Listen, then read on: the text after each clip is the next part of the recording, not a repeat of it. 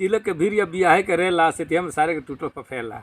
एने commander honour है martial, तिलक बाराती दुनू भई रहे पार्सल। रहे बंजरिया बाजारी के मोड़, हाथ साफ कैले के लाग गइल होड़। मार्शल के ड्राइवर उतरी आज धाई से, मतलब इस महमदा के एक फाइट ठाई से, हमरे वो कमांडर चलाओ गए इस मोहम्मद नाम कि मार्शल के ड्राइवर उतरी आज धाई से, मतलब इस महमदा के एक फाइट ठाई से। टैक्सी के लोग सब चली आज नीचे, मार्शल के ड्राइवर के लागो लोग घींचे। उ सारे बैठे रहे शीशा गिरा के, भीतरे हुकाई भर पहुँचा घुसा के। लगन एक आध हाथ हमू जब फेर है तो लगना द्वारका सिंह अगवे से घेरे। अब भीतर बलवंता घुसा दल हाथ है, तबले तो बाही को धोल दाँत है। अब मजगर बवाल भल बन गल खीसा, मरलस रसमवा तो फूट गल शीशा। अब मंगर के दिन रहे पहली फरौरी, सबके उहे कहे मार तनी औरी। अब बैजू टोला जात रहनी कहतनी डर से, गई रहे तिलक संतोष सिंह के घर से।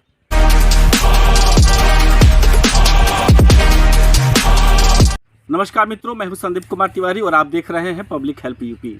आज मैं आप लोगों को ऐसे शख्स से मिलाने जा रहा हूं जिनकी ख्याति कविता के क्षेत्र में देश विदेश तक जाने माने एक नाम जो इनका उभर के आ रहा है। ऐसे शख्स से मैं आज आप लोगों को मिलाने जा रहा हूं। तो अगर आपने इस चैनल को सब्सक्राइब नहीं किया है तो आप इस चैनल को सब्सक्राइब कर लीजिए, लाइक कर लीजिए और अधिक से अधिक इस वीडियो को शेयर करिएगा ताकि यह संदेश दूर दूर तक पहुंच सके। तो जिस व्यक्ति से मैं आपका आज परिचय कराने जा रहा हूं वो हमारे साथ मौजूद हैं, आपके समक्ष बैठे हैं बादशाह प्रेमी जी। आप खुद एक बार अपना परिचय दीजिए कि आप इस कविता के क्षेत्र में कवि के रूप में आपकी पहली कविता कैसे जो है कि प्रचलित हुई, कैसे क्या ख्याल आया आपके अंदर कि आप एक कवि के रूप में यहाँ से पूर्वांचल के दूर दूर तक यहाँ का नाम रोशन करने में लगे हुए हैं। देखिए, पहली बात तो ये कि कविता कैसे आई ये हमको भी नहीं पता है, कविता कैसे लिखने लगा ये हमको खुद भी नहीं पता है। और मैंने कहा भी है कि शब्दों के सागर से मोती निर्विघ्न निकल कर आता है, स्वर सुर ताल लय छंद बंद गुंजायमान हो जाता है।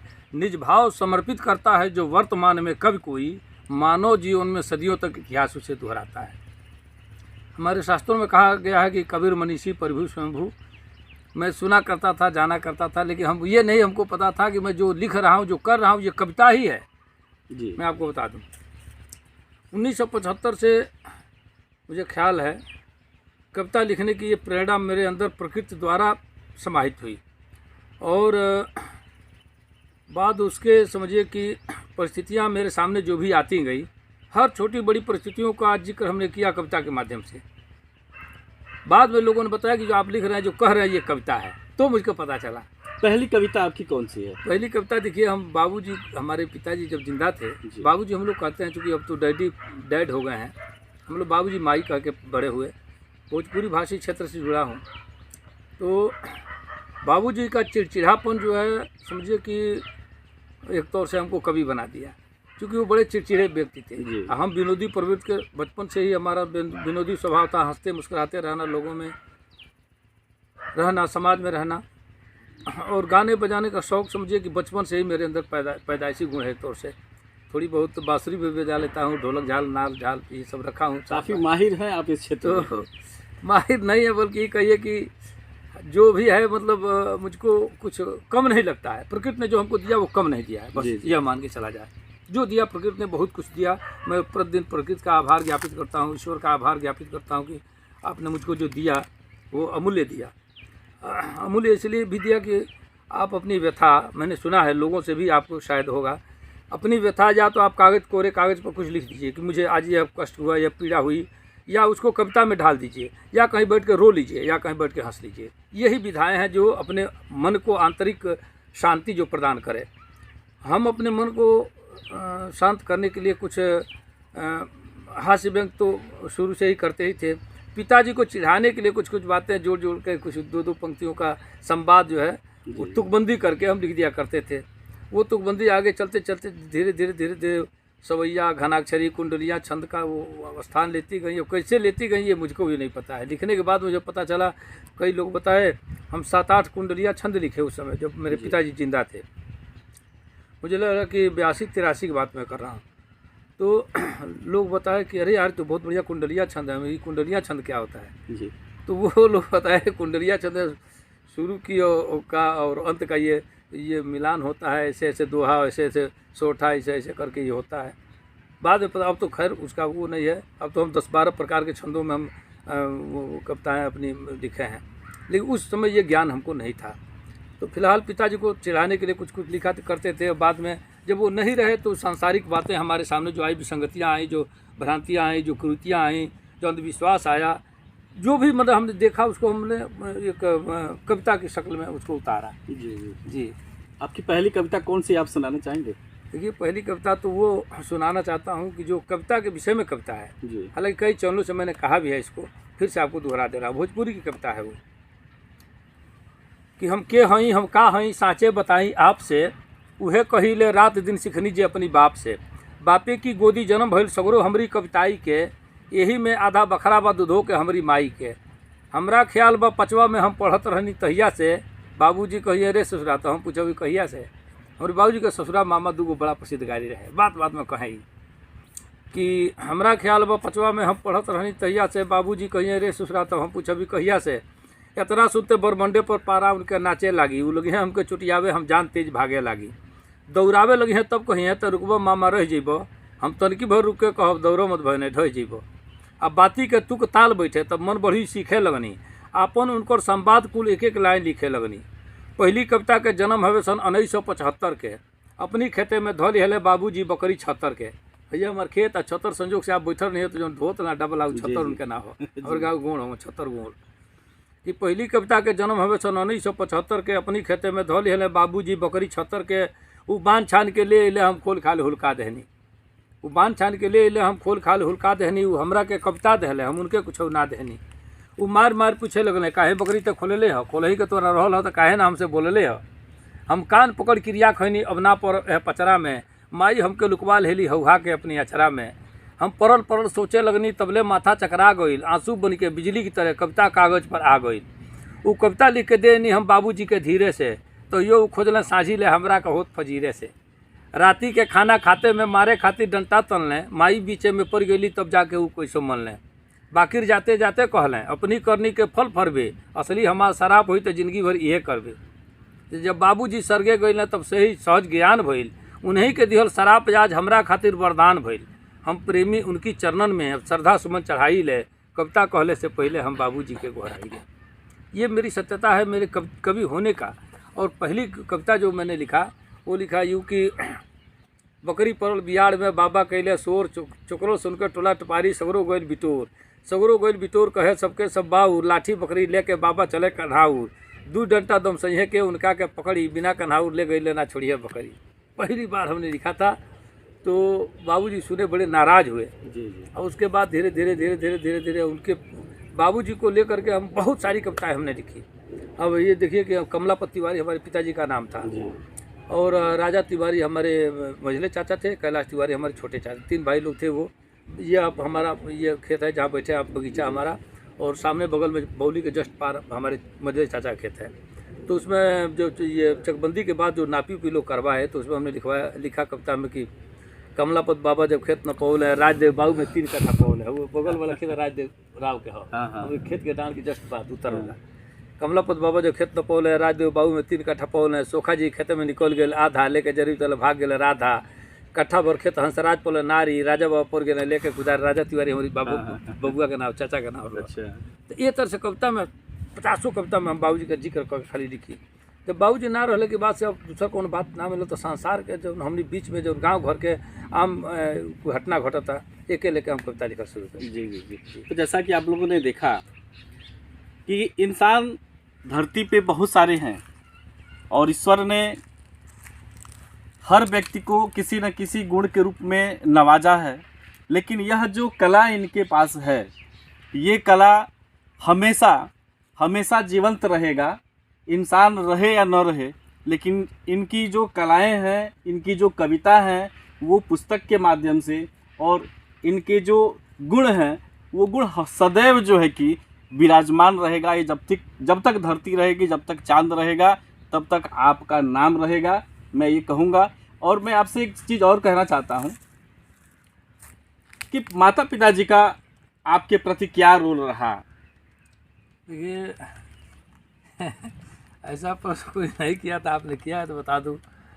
पिताजी का रोल यह था कि कविता लिखने के चलते, पैर में रस्सी बांध के दोनों पैर में हमारे, और चमगादुर जैसे झूलते हैं, देखे हैं हमारे दरवाजे बांस का बहुत बड़ा वो कोट था उसको, तो उसमें वो लटका दिए थे हमको 3 घंटे तक। अच्छा। कि फिर आज के बाद कविता लिखोगे, ये सब कहोगे, ये सब वो कहा जानता है कविता ही था, तो कविता लिख रहा है ये, ऐसा फिर नहीं कहोगे, ऐसा फिर कभी नहीं कहोगे। ना ना नहीं कहेंगे। हाथ पैर जब खोले तो फिर से वही कहना चालू। हमारा दूसरा कुछ अच्छे नहीं रहता भाई, हाथ पैर बांधे थे हमारा, उतने देर में एक कविता हमारी निकल गई थी। तो अब वो माता जी का सपोर्ट मिला, लेकिन बहुत दिनों तक वो भी नहीं रहा। चूँकि इसलिए नहीं रहा कि मुझे याद है कि कविता मैं पहली कविता लिखा उसके ठीक 10-11 महीने के बाद मेरे माता जी का देहांत हो गया। जी। पहली कविता जो हमने लिखी थी तो उसके 10-11 महीने के बाद उनका देहांत हो गया। तो बहुत साथ तो नहीं रहा, लेकिन बाबूजी का बहुत सपोर्ट नहीं था इसमें, बिल्कुल नहीं सपोर्ट था, बहुत नहीं, बिल्कुल नहीं सपोर्ट था। गाली देना, पीटना, मारना, इसके चलते क्या क्या हम सहे हैं ये हम समझते हैं। मतलब इसके खिलाफ थे कि मतलब ये एकदम काम ना 16 करो। आना खिलाफ थे। उनको कोई भी चीज़ जो हमको पसंद थी उनको बिल्कुल नापसंद थी। जैसे बाल रखना, अंगूठी पहनना, माला पहनना, ढोलक झाल बांसुरी बजाना, गाना, ये सब ये कहते थे नचनिया हो गया, तो या ये सब करेगा, बाल बढ़ा बढ़ा के नाच में रहेगा, ये करेगा, मतलब इसे तमाम मेरे व्यंग्यात्मक और गाली वाली देना, इसके विषय में एकदम बिल्कुल उनको पसंद नहीं था। लेकिन हमको अब ये पता नहीं किस तरह से इसी में आनंद था हमको, यही हमको अच्छा भी लगता था, दूसरा कुछ अच्छा भी नहीं लगता था। तो इससे इसमें रम गए। तो आज आप लोगों के बीच पहचान है, आज सब कुछ है। और यही कष्ट है कि आज मेरे पिताजी होते, मेरी माँ होती, तो उन लोगों के मन में क्या होता कि मेरा बेटा ऐसे करके कहाँ गया है, ये कष्ट होता है मन में। कोई ऐसा पल बताइए जिस पल में आपको ये लगा हो कि काश मैंने जो ये रास्ता चुना वो रास्ता सही था या गलत था, कुछ ऐसा कोई पल आपके साथ ऐसा आया हो? देखिए मैं बता दूं, मेरा अपना एक मानना है, हानि लाभ जीवन मरण यश अपयश विधि हाथ।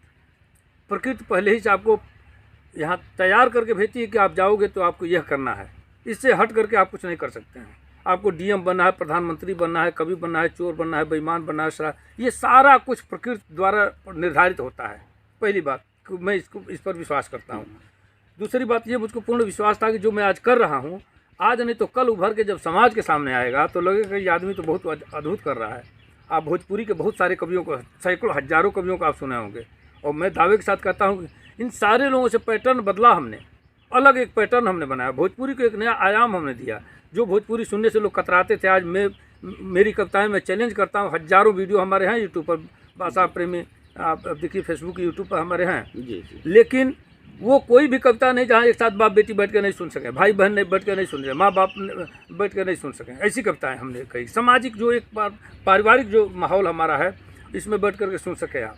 और हमारी आपके विसंगतियों की जो सचमुच वाकई जो इस पर प्रकाश डालना चाहिए, फोकस होना चाहिए, इसको किसी ने नहीं किया, हमने इसको किया। और किया तो आज आप लोग के स्नेह से मुझे लगता है कि भोजपुरी जगत जो है, जितनी भोजपुरी की जगह है, उससे कहीं बाहर तक मेरी पहचान है। ये भी कि एक मेरा मानना है कि 24 घंटे में आदमी जो हंसता है, 5 बार ठहाके लगा कर हंसता है, उसे तमाम सारी बीमारियां दूर उससे रहती हैं, और आदमी तनाव मुक्त हो जाता है, प्राणवायु की आयु बढ़ती है, हंसने से शरीर की 36 मांसपेशियाँ हरकत करती हैं, योगी क्रिया होता है। तो ये सारी विधाएँ हमारे पास हैं, हम उसका सदुपयोग करते हैं तो निश्चित तौर से स्वस्थ रहेंगे, और स्वस्थ रहेंगे तो मस्त रहेंगे। सही, बिल्कुल आपका कहना सही है। मैं आपसे एक चीज़ और पूछना चाहता हूँ कि राजनीति पे क्या आपका कोई टिप्पणी है, कुछ ऐसा? देखिए, राजनीति ऐसी अंधी गली है, काजल की कोठरी में कैसे हो सयानो जाए कहा गया है, तो ये काजल की कोठरी है, चाहे जो भी उसमें गया तो दाग तो लगना ही लगना है। हाँ, ऐसा है कि कुछ लोग इसमें अच्छे भी हैं, अच्छे लोग भी हैं, बढ़िया लोग भी हैं, लेकिन कुछ ऐसे ज़्यादातर लोग ऐसे हैं। मैंने कहा है कि गुंडे हत्यारे चोरों ने राजनीति मटमैली कर दी, राजनीति ने गंगा जमुनी प्यार की धार विषैली कर दी, कुछ जातीय उन्माद बढ़ाई, धर्म के ठेकेदारों ने तोड़ फोड़, कहीं लूटपाट, कहीं मार काट, कहीं रैली कर दी। समझ रहे हैं? ये जो ठेकेदार इसमें आ गए, जब ठेकेदारी प्रथा चल गई, जब गुंडई प्रथा इसमें घुस गई, तब से राजनीति बहुत एक तरह से बेवा हो गई, एक तरह से विधवा हो गई है, समझिए। अब इसमें बहुत कुछ रह नहीं गया है। देखिए, समाज में एक सबसे ज्वलंत मुद्दा है, जिस मुद्दे को मैं काफ़ी उठाया भी हूँ, जैसे सहारा इंडिया परिवार हो गया, तमाम चिट फंड कंपनियों ने जिस तरह से, मुझे ऐसा लगता है कि भारत के अंदर बहुत सारे ऐसे प्रदेश हैं कि उस प्रदेश का कोई गांव नहीं बचा होगा जिस गांव से हर परिवार के लोगों से इस चिटफंड कंपनियों के लोगों ने पैसा निवेश न करा लिया हो और उनका पैसा जिस तरह से लोगों ने हड़प लिया, क्या उस पे आप कोई व्यंग्यात्मक कुछ ऐसी कविता आपने बनाया है? देखिए, कविता तो कि दिया जरा के दुनिया में ईमानदार अब जो ही के, दिया जरा के दुनिया में ईमानदार अब जो ही के, चोट्टा हुए बाकी रब की वोट दियाई वही के। केहू कहे नारी बनवाइब, केहू कहे खड़ंजा, केहू कहे नारी बनवाइब, केहू कहे खड़ंजा, केकर मुर्गा केकर दारू होखे रोज घमंजा। हल्ला भइल मुहल्ला भर में कंबल चादर लोही के, चोट्टा हुए बाकी रब की वोट दियाई वही के। तो ये तमाम सारी जो भी घटनाएं घटित होती हैं, जो हमारे सामने दिख गई बातें, उसको हमने कविता की शक्ल में रखा। और आज आपके आशीर्वाद से मुझे लगता है कि अभी 15-20 दिन के अंदर मेरी पुस्तक आ रही है कविता की। 2 पुस्तकें एक साथ प्रकाशित हो रहे, 100 पेज की कविताएं। एक बड़ी पुस्तक हमारी हो रही थी 200 पेज की हो जा रही थी, तो एक 100 पेज के करके पुस्तक मैं निकाल रहा हूँ। आप लोगों का स्नेह रहा तो जल्दी पुस्तक आएगी। संकट मोचन मेरा महाकाव्य, माई और महासमुद्र नामक 2 खंड काव्य भी आने वाले हैं। और फिर समय आएगा तो आपको कोई एक ऐसी हास्य कविता जो हमारे दर्शक अगर उस कविता को सुने तो वो हंसते हंसते लोटपोट हो जाए, कुछ ऐसा कविता आप सुना? वो तो सारी कविताएं वैसी हैं। मैं सुनिए, नेताजी की बात आप किए थे तो मैं सुनाता हूँ। एक नारा एक नया मैंने दिया कि जातिवाद परिवारवाद नेताजी को रहता याद, चमचा बोले जिंदाबाद, जनता बोले मुर्दाबाद। हमारा नेता कैसा हो, सांड बोंक या भैंसा हो, जन जन ने ललकारा है, नेता चोर आवारा है, जनता का दुख दूर करेंगे, हत्या लूट जरूर करेंगे। नेताजी को वोट मिलेगा, घर में बम रिमोट मिलेगा, असली नेता कौन है, सारी दुनिया मौन है, नेता जाए कार में, जनता चूल्हे बाहर में। आपका बहुत बहुत स्वागत हमारे इस चैनल पे, और मैं धन्यवाद ज्ञापित करना चाहूँगा आपको कि आपने हमारे चैनल पे अपना समय, बहुमूल्य समय दिया आपने। और मैं आप सभी दर्शकों से कहना चाहता हूँ कि आप ये बादशाह प्रेमी जी, इनका जो है इंस्टाग्राम भी है, फेसबुक पे भी है और यूट्यूब चैनल भी इनका बादशाह प्रेमी के नाम से है। तो आप लोग इनको भी देखिए, और मैं इनसे भी आग्रह करूँगा कि आप हमारे चैनल के बारे में देखिए। आप पहले सबसे बड़ी बात देखिए, आदमी को साहिब ईमान होना चाहिए। आप एक नेक दिल व्यक्ति हैं और साथ साथ इतने प्रयत्नशील इसमें हैं। देखिए, कर्म किए बिन नहीं किसी के उड़कर हाथ खजाना आता। आप कर्म कर रहे हैं, कर्म किए बिन नहीं किसी के उड़कर हाथ खजाना आता। कर्महीन आलसी व्यक्ति को करना बहुत बहाना आता। सिर्फ तैरना सीख गए तो नहीं किनारे पहुंचोगे, मंजिल उनको मिलती जिनको लहरों से टकराना आता। लहरों से टकराना जिनको आया उनको मंजिल मिली। मैं तमाम यातनाओं के, तमाम विघ्न बाधाओं के बाद भी हमने कविता लिखने की ये बात छोड़ी नहीं। तो आज मुझे वो फख्र होता है, गर्व होता है। प्रकृति ने मुझको जो दिया, इस पर इतना हमको नाज रहता है कि कई जन्मों की तपस्या करके वो नहीं पा सकता जो मैं आज पाया हूँ। आप लोगों का ये प्रेम है, ये स्नेह है, प्रकृति की देन है। तो इसलिए मैं प्रकृति का भी आभार ज्ञापित करता हूँ, आप सबका आभार ज्ञापित करता हूँ। और आपके विशेष तौर से श्रोता जो आपको देख रहे होंगे, मैं आपसे विशेष रिक्वेस्ट करता हूँ, तिवारी जी के चैनल को आप सब्सक्राइब करिए, बेल आइकन दबाइए, मित्रों में शेयर करिए, अपने कमेंट के माध्यम से इनको अवगत कराइए, ताकि फिर अगली बार हमसे आके मिलते हैं नई वीडियो में, फिर भी आपसे हम फिर मिलेंगे। इनके तरफ से मैं आपको नमस्कार करता हूँ। बहुत बहुत धन्यवाद।